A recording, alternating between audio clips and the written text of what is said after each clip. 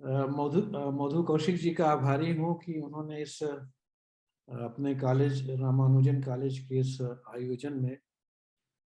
मुझे शामिल होने का अवसर दिया। मैं कोई ऐसी खास बात तो क्या बोलता हूँगा, लेकिन ये उनकी महानता है कि मेरी बातें उनको कुछ अच्छी लग जाती हैं और इसलिए वो आमंत्रित करती हैं, और ऐसे स्नेह आमंत्रण को मैं क्या कोई भी कैसे अस्वीकार कर सकता है। जैसा कि मधु जी ने बताया कि कुछ ऐसा संयोग इस बार हुआ कि मैं भारत से बाहर स्विट्जरलैंड में हूँ, और यहाँ की जो अपेक्षाएं हैं और यहाँ जिस तरह से मुझे जो कार्य करना है उसकी अपनी कुछ भारत से अलग विशिष्टताएं हैं। लेकिन जो चीज़ ज़्यादा खास है और जिसका उल्लेख मुझे करना चाहिए, मुझे लगता है वो ये है कि अ, बाहर होने की वजह से कई बार, वैसे तो आज के दौर में इंटरनेट पर बहुत सारी चीज़ें सुलभ हैं, मिल जाती हैं, लेकिन बहुत बार आप अगर अपने घर से बाहर होते हैं तो आपकी जो निजी लाइब्रेरी होती है उसमें जो मौजूद पुस्तकें या लेख या और दूसरी चीज़ें होती हैं, किसी व्याख्यान को देने से पहले जो वो आप देखना चाहते हैं, वो संभवतः मैं उस तरह से यहाँ बाहर होने की वजह से नहीं देख पाया। लेकिन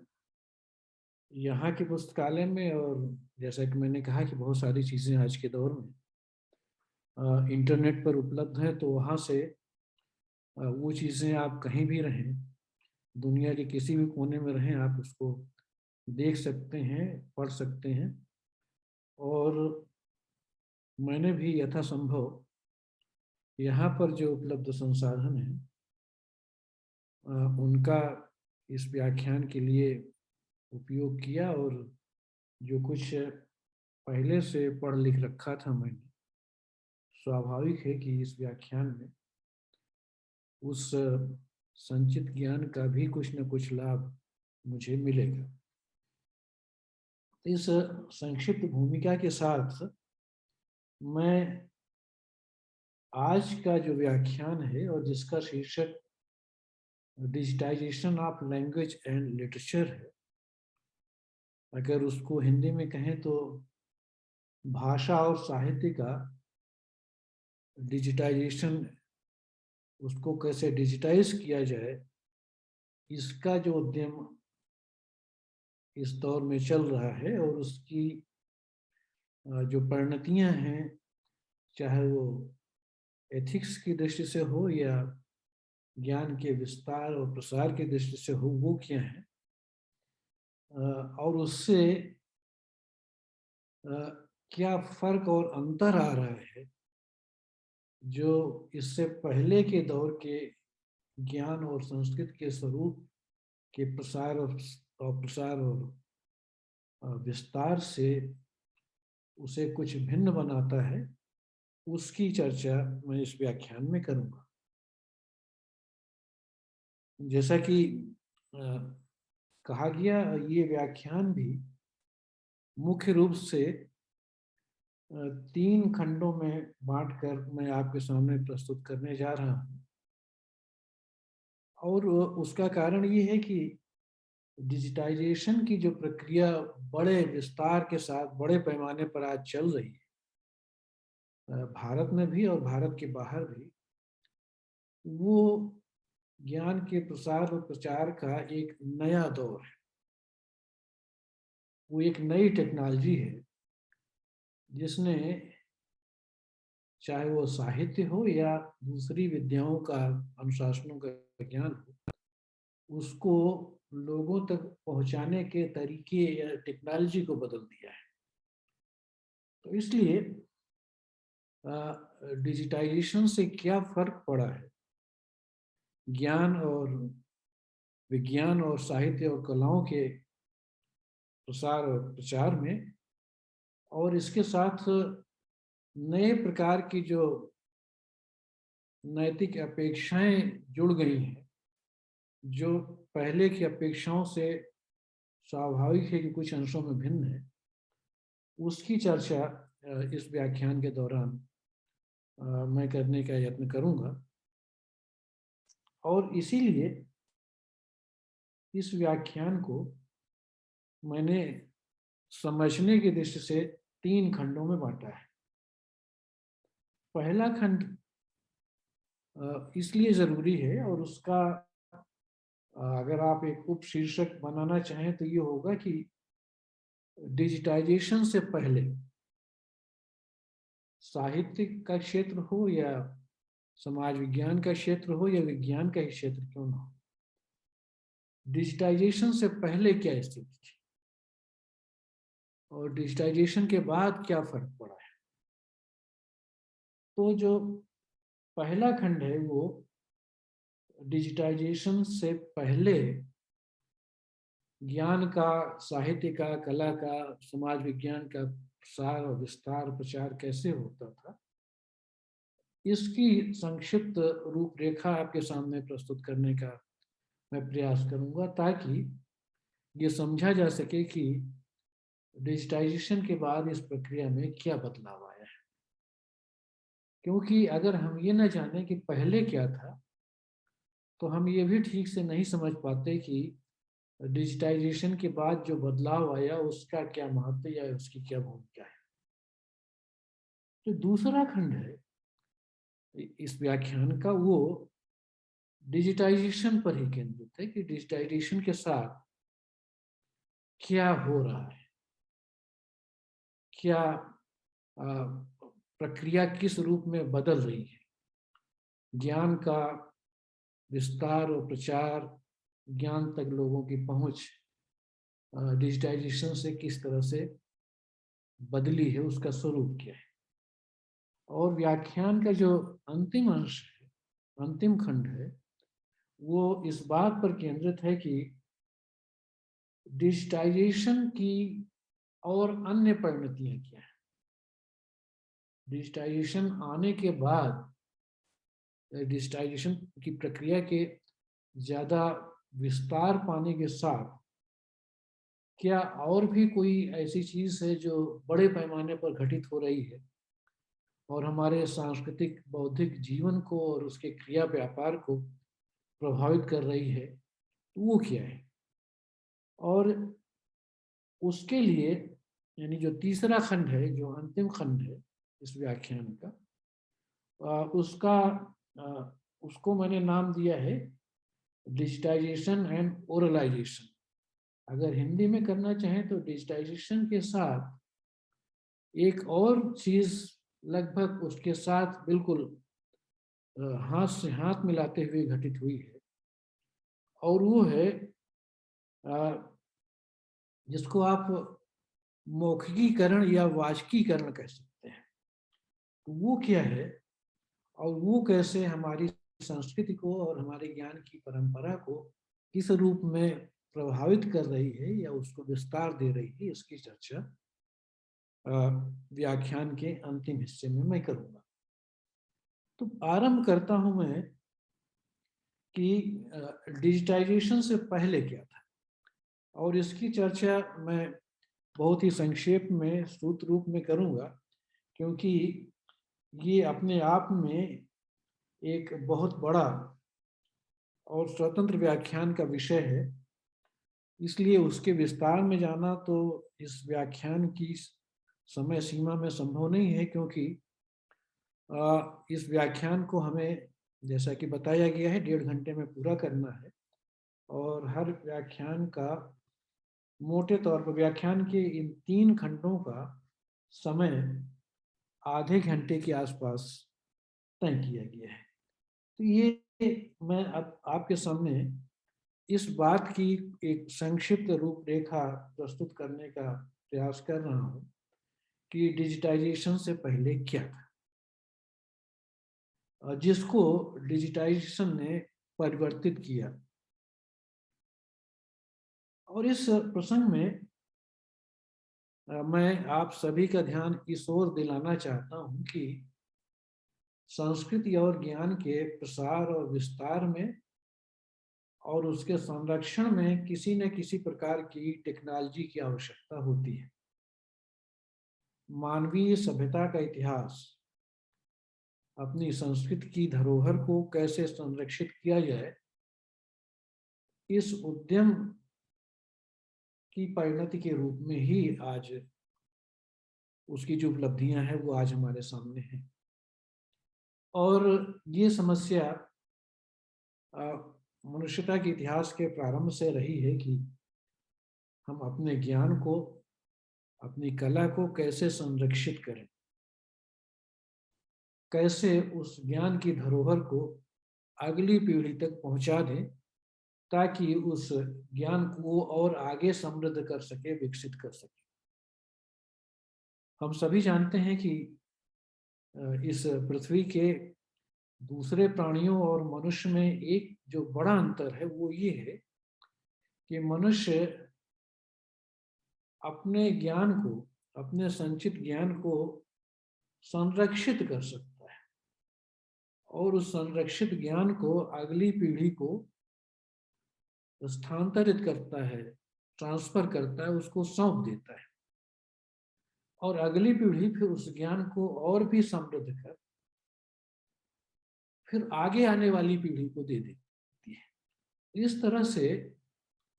मनुष्य का ज्ञान सभ्यता के विकास के साथ निरंतर समृद्ध और विकसित होता चला जाता है। उसका कारण यही है कि हमारे पास हमने अपनी सभ्यता के विकास के दौरान कुछ ऐसे तरीके या कुछ ऐसी टेक्नोलॉजी या कुछ मोड ऑफ प्रिजर्वेशन, जिसे आप अंग्रेजी में कह सकते हैं, विकसित करें, जिसके द्वारा हम अपने ज्ञान को संरक्षित कर लेते हैं और दूसरी पीढ़ी तक उसे पहुंचा देते हैं। तो मनुष्य भले ही मर्त्य हो, मनुष्य के जीवन की भले ही एक सीमा हो, लेकिन ज्ञान को संरक्षित करने की इस सामर्थ्य के कारण उसका ज्ञान जो है उस तरह से नष्ट नहीं होता है। वो ज्ञान एक तरह से अमर हो जाता है क्योंकि वो उस ज्ञान को अगली पीढ़ी को सौंप देता है और अगली पीढ़ी तक ज्ञान को पहुंचाने या सौंप देने का जो ये उद्यम है, उसके लिए किसी न किसी प्रकार की प्रविधि या टेक्नोलॉजी की आवश्यकता होती है। मैं यहाँ पर उल्लेख कर दूं ताकि परस्पर इस व्याख्यान की कड़ियों को जोड़ने में, जोड़कर समझने में आपको असुविधा ना हो कि डिजिटाइजेशन भी ज्ञान को संरक्षित करने और व्यापक जन समुदाय तक उसको पहुंचाने का एक बड़ा उद्यम है कि कैसे ज्ञान तक पहुंच कुछ लोगों की न रह जाए बल्कि वो व्यापक लोगों तक और बहुत आसानी से वो ज्ञान उन लोगों तक पहुंच जाए जिनके लिए अन्यथा वो ज्ञान बहुत दुष्कर था, बहुत मुश्किल था, जहाँ तक वो उस तरह से नहीं पहुंच पाते थे या उसके लिए बहुत ही उनको परिश्रम करना पड़ता था। तो सूत्र रूप में अगर कहूँ तो डिजिटाइजेशन ज्ञान के प्रसार और व्यापक लोगों तक ज्ञान की पहुंच विकसित करने का उद्यम है। लेकिन जैसा कि मैंने कहा कि ये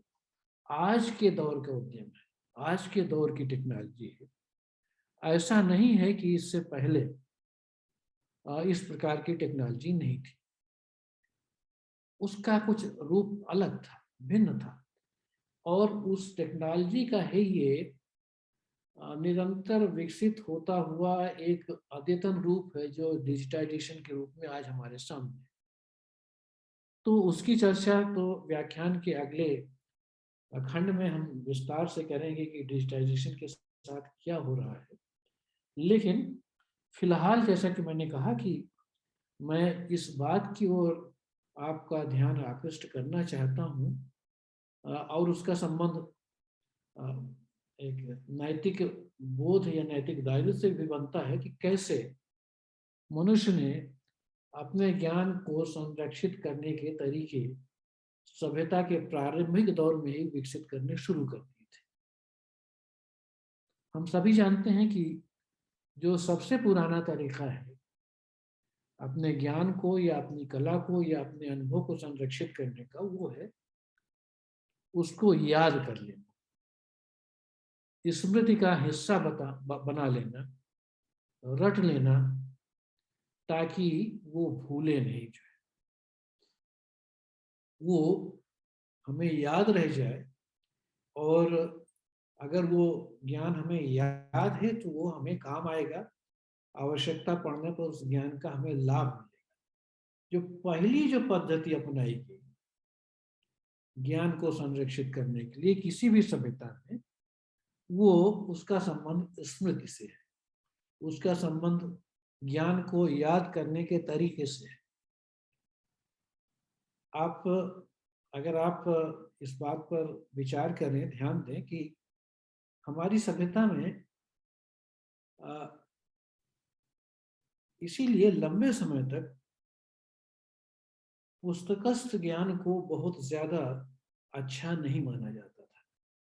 कि ज्ञान वो जो कंठस्थ हो, आपके कंठ में जो अवस्थित हो, वो ज्ञान है। यानी आपको किताब खोलनी पड़े और तब आप कोई चीज बताएं, ये हमारी परंपरा में बहुत अच्छा नहीं माना जाता था। और ये जो कंठस्थ ज्ञान की अवधारणा है, आप समझ सकते हैं कि इसका संबंध याद करने से है, स्मृति से है, कि स्मृति में हम कैसे उस ज्ञान की धरोहर को याद करें, कि वो कंठस्थ हो जाए, वो याद हो जाए। उसके लिए कोई किताब या पुस्तक खोलने की आवश्यकता न रहे, और उसके तमाम तरीके अपनाए, जिसमें से कुछ से आज भी हम परिचित हैं। सूत्र बनाए जाते थे और उन सूत्रों के सहारे उस ज्ञान को स्मृति में संरक्षित किया जाता था। इसी तरह से सूक्तियां थी, मुहावरे थे, बहुत सारे ऐसे तरीके थे जिनके द्वारा उस ज्ञान को संरक्षित करने का प्रयास किया जाता था। तो ये चाहे सूत्र हो, चाहे सूक्तियां हो, चाहे मुहावरे हो, चाहे कहावतें हो, या कई बार उन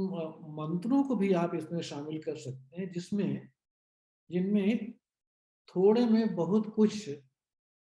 का समावेश करने का यत्न किया जाता था। तो चूंकि याद करने की एक सीमा है, और याद आप बहुत विस्तार में गद्यवत चीजों को आप पूरी तरह से याद करना किसी के लिए भी मुश्किल है, इसलिए इस प्रकार की के तरीके निकाले गए कि हम सूत्रों के माध्यम से, कहावतों के माध्यम से, सूक्तियों के माध्यम से या मंत्र के रूप में उसको याद कर लें, और उसके सहारे फिर हम उसको विस्तार दे सकते। इसीलिए देखिए, आप देखें कि जो हमारे प्रारंभिक ग्रंथ हैं वो प्रायः सूत्र रूप में है या पद्य में है, क्योंकि पद्य को याद करना गद्य को याद करने की तुलना में ज्यादा आसान होता है, और इसीलिए उन सूत्रों की व्याख्या के लिए टीकाएं लिखी गई। लेकिन ये बात भी तभी संभव हुई, और वो मानव सभ्यता के इतिहास का वो दूसरा दौर है जब ज्ञान को याद करने के साथ साथ और कुछ दूसरे तरीकों के माध्यम से भी संरक्षित करने की खोज हुई। और उसमें जो एक बहुत बड़ी चीज है जिसका महत्व आज हम नहीं समझते हैं, लेकिन उस दौर में वो एक बहुत बड़ी उपलब्धि रही होगी, एक बहुत बड़ी टेक्नोलॉजी रही होगी, जिसके द्वारा ज्ञान को संरक्षित करना संभव हुआ। वो है लिपि का आविष्कार। स्क्रिप्ट लिपि के द्वारा शब्दों को, ध्वनि को, शब्द ध्वनि को लिपि के द्वारा लिख लेने की जो प्रविधि है, मानव सभ्यता के इतिहास में ज्ञान को संरक्षित करने की ये सबसे पहली और बहुत बड़ी क्रांति थी, कि अगर हम उसको लिख लें शब्द को, जो शब्द ध्वनि स्वरूप है, जो वाच्य है जिसको हम बोलते हैं, उस शब्द को अगर हम लिख लें तो हम कालांतर में उसको पढ़कर उस ज्ञान को पुनर्सृजित कर सकते हैं और उसको आगे भी विकसित कर सकते हैं, जो अन्यथा हम, ये संभव है कि हम उसको बाद में भूल जाएं, क्योंकि मनुष्य के स्मृति की याद करने की एक सीमा है। एक सीमा के बाद हमारी स्मृति चाहे जितनी अच्छी हो, हम उसको फिर याद नहीं कर पाते हैं। वो उसको याद करना लगभग मुश्किल हो जाता है, असंभव ना सही तो, लेकिन मुश्किल जरूर हो जाता है। तो लिपि के आविष्कार के साथ ज्ञान को संरक्षित करने का एक बहुत महत्वपूर्ण तरीका या प्रविधि हमारे हाथ में आ गई। इसलिए सभ्यता के विकास में लिखित भाषा भाषा को लिखने का जो ये तरीका हमने निकाल लिया लिपि के विकास के साथ, उसके साथ ये जो वाचिक परंपरा थी ज्ञान को संरक्षित करने की, उस वाचिक परंपरा से हम आगे बढ़े। अब आप देखिए कि अगर आप भारतीय सभ्यता के गौरव ग्रंथों का स्मरण करें तो आप जानते हैं, आप सभी लोग जानते हैं कि हमारे जितने भी ये जो चारों वेद थे, ये लंबे समय तक वाचिक परंपरा में चलते थे और इसीलिए उनका एक नाम श्रुति भी था। यही नहीं, पाणिनि और यास के जो व्याकरण संबंधी सूत्र हैं, अगर कोई नहीं जानता है तो उसको जानकर ये आश्चर्य होता है जब पहली बार वो पढ़ता है, उसको बताया जाता है कि पाणिनि और यास के सूत्र भी लंबे समय तक वाचिक परंपरा में चलते रहे। लेकिन फिर जैसा कि मैंने पहले कहा अभी कि लिपि का विकास हो जाने के बाद कालांतर में ये प्रयास किया गया कि उसको जो वाचिक है उसको लिख लिया जाए, और इस तरह वो पुराने जो इस तरह के ग्रंथ थे, चाहे वो वेद हो या पाणिनि या यास्क या इस तरह के दूसरे जो व्याकरणाचार्य हैं, उनकी रचनाएं या सूत्र हो, उनको लिखा गया। तो जो ये जो लिखने का सिलसिला है, ये मानव संस्कृति में, मानव सभ्यता के इतिहास में ज्ञान को संरक्षित करने का एक बहुत बड़ा सफल प्रयास था, उद्यम था। इसने मनुष्य के ज्ञान को विकसित करने में, मनुष्य के ज्ञान को और समृद्ध करने में और उसे संरक्षित करने में एक बहुत बड़ी अहम निर्णायक भूमिका निभाई। और इसीलिए आप देखिए कि वो सभ्यताएं जो लिपि का विकास नहीं कर पाई और अपने ज्ञान को लिख कर संरक्षित नहीं कर पाई, वो सभ्यताएं विकास की दौड़ में पीछे रह गई। अब जैसे आप सभी को मालूम होगा, मेरा ख्याल है कि जो अफ्रीकी समाज है, माना जाता है कि मोटे तौर पर वो समाज, अफ्रीकी समाज वाचिक समाज है। एक ऐसा समाज है और लंबे समय तक रहा है, अब तो नहीं है, जिसमें लिखने की परंपरा ज्यादा विकसित नहीं थी। उनका जो भी ज्ञान था वो ज्यादातर वाचिक था, वाचिक परंपरा में ही वो चलता रहा। और वाचिक परंपरा में, जैसा कि मैंने कहा कि पहले भी, कि वाचिक परंपरा में ज्ञान को संरक्षित करने की एक सीमा है। एक सीमा के बाद आप सिर्फ वाचिक परंपरा के सहारे ज्ञान को संरक्षित नहीं कर सकते हैं। और अगर बड़े पैमाने पर ज्ञान का संरक्षण नहीं होगा तो फिर उसका विकास और उसका संवर्धन भी आगे की पीढ़ियों के लिए कर पाना उस तरह से कर पाना मुश्किल होगा जिस तरह से वो सभ्यताएं कर लेती हैं, जहाँ ज्ञान को लिखने की प्रविधि लिपि के रूप में विकसित हो चुकी है। तो इसलिए आ, ये ध्यान देना चाहिए कि आ, ये जो लिपि का आविष्कार है, डिजिटाइजेशन से पहले मानव सभ्यता के विकास में लिपि के आविष्कार ने एक बहुत ही निर्णायक और महत्वपूर्ण भूमिका निभाई। और आप ये तो जानते हैं कि लिपि के आविष्कार के साथ अलग अलग चीजों पर लिखा जाता था, पत्थर से लेके ताम्रपत्र तक, और पत्तों पर, अलग अलग तरह के पत्तों पर लिखने की परंपराएं आपको अलग अलग समाजों और सभ्यताओं में मिलती हैं। और उसमें भी जैसे आज कागज कहते हैं, पेपर कहते हैं, उसके आविष्कार के साथ कागज पर लिखने की परंपरा आगे बढ़ी। और कागज पर लिखने का जब सिलसिला शुरू हुआ तो वहाँ ये सुविधा मिल गई कि आप ज़्यादा बड़े ग्रंथ रच सकते हैं, ज़्यादा विस्तार में अपने ज्ञान को ज़्यादा आसानी से संरक्षित कर सकते हैं। तो ये जो पेपर का आविष्कार, कागज का आविष्कार है,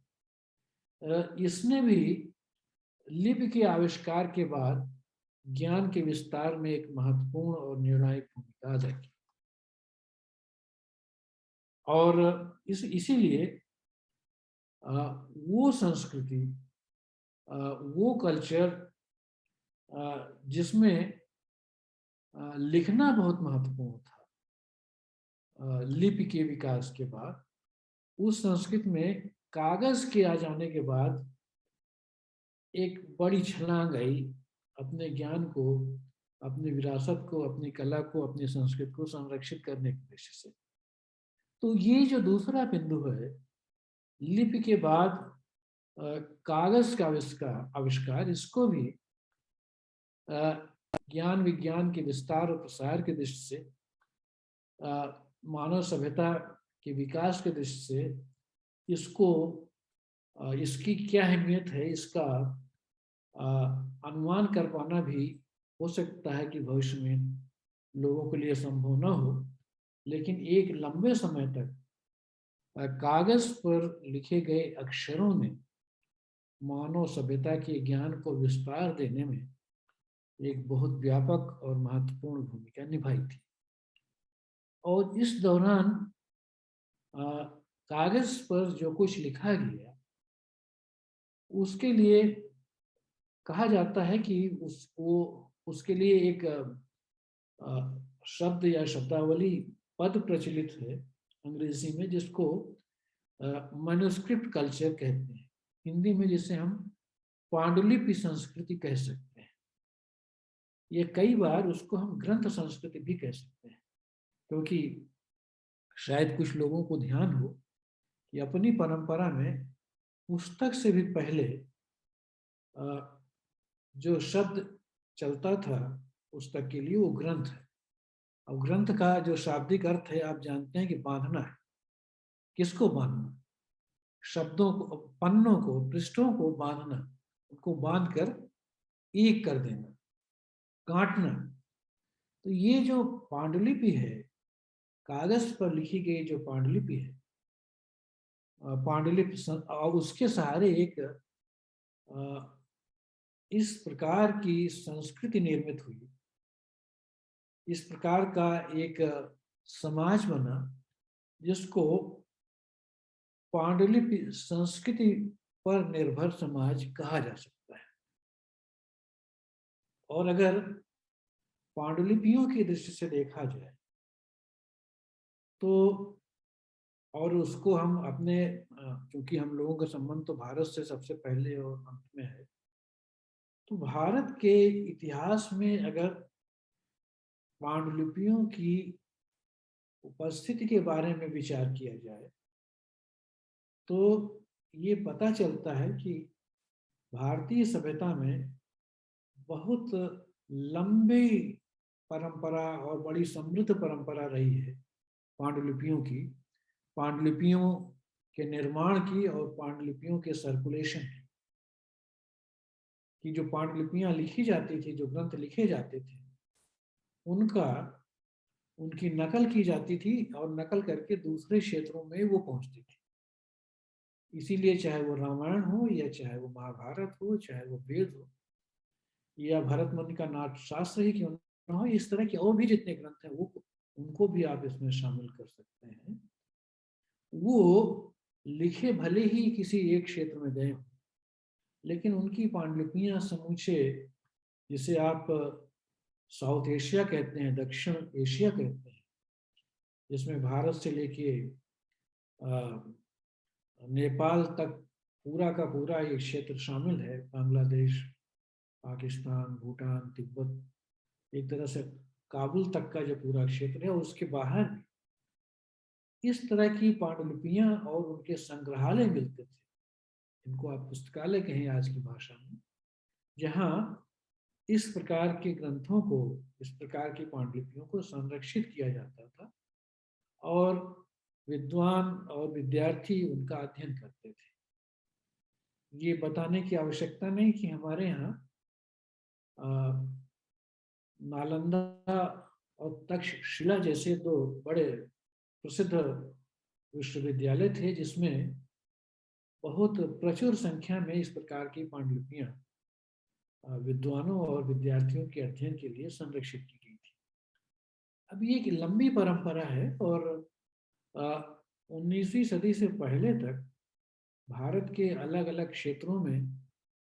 राज दरबारों में और व्यक्तिगत संग्रहों में पांडुलिपियों को संग्रहित करने, संरक्षित करने की एक परंपरा रही है।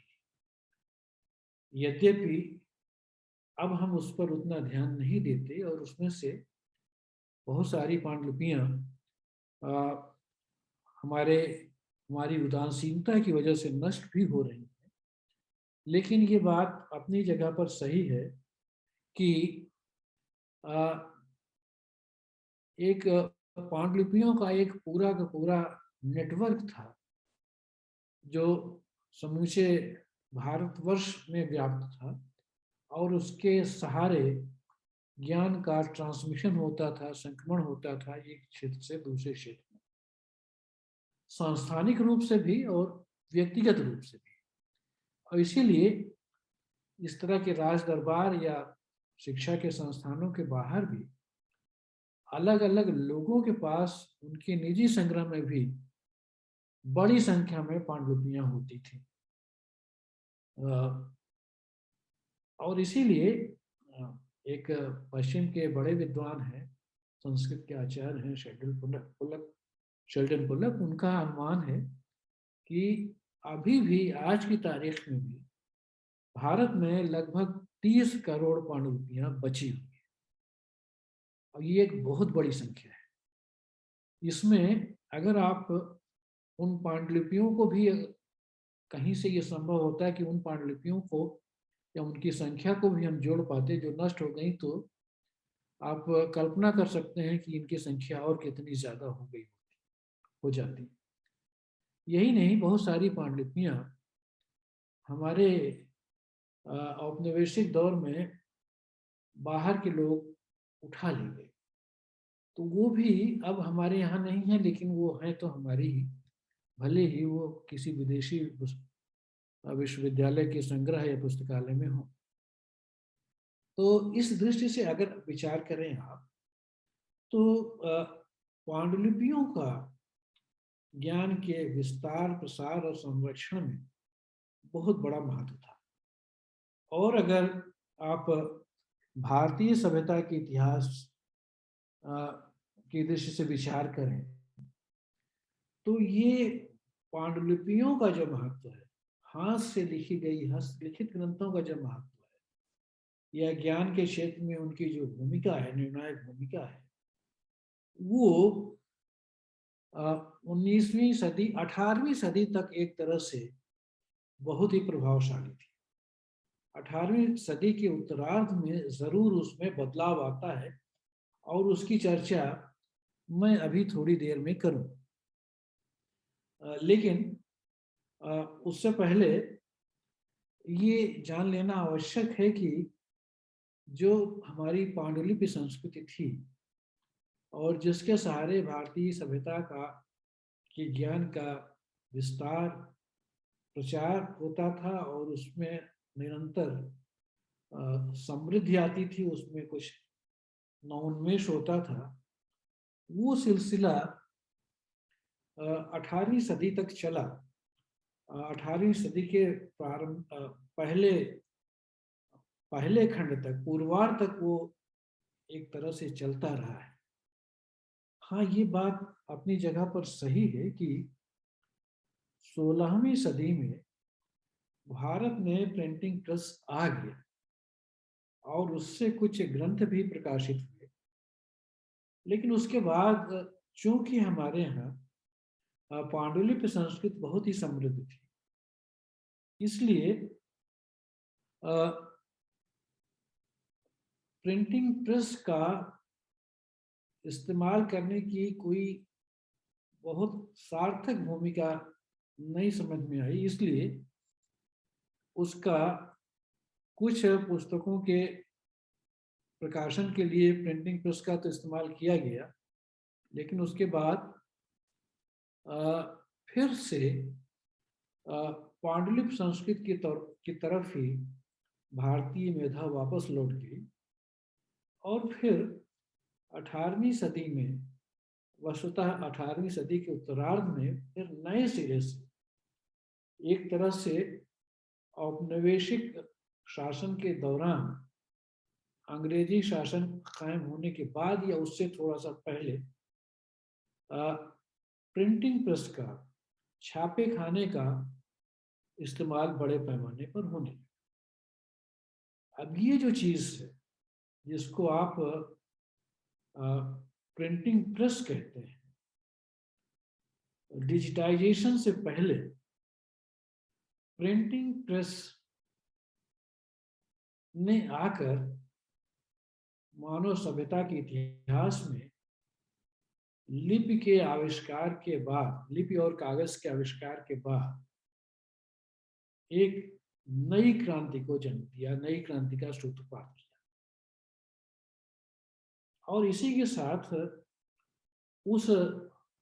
संस्कृति का विकास हुआ जिसको हम संक्षेप में प्रिंट संस्कृति कह सकते हैं, प्रिंट कल्चर कह सकते हैं। तो मैन्युस्क्रिप्ट कल्चर के बाद ये अगला पड़ाव है मानव सभ्यता के ज्ञान के विकास का, जिसको हम सुविधा के लिए प्रिंट संस्कृति या छापे खाने की संस्कृति या प्रिंट कल्चर नाम दे सकते हैं। तो इस तरह से मैं एक बार फिर से ध्यान में लाने के इरादे से इस सूत्र को दोहरा रहा हूं कि अगर प्रारंभ में वाचिक संस्कृति है, ओरल कल्चर है, तो उसके बाद जो दूसरा दौर है वो पांडुलिपि संस्कृति का है, मैन्युस्क्रिप्ट कल्चर का है, जिसमें कागज पर लिखना संभव हो जाता है क्योंकि लिपि का आविष्कार हो जाता है। और उसके बाद ये तीसरा दौर है वो है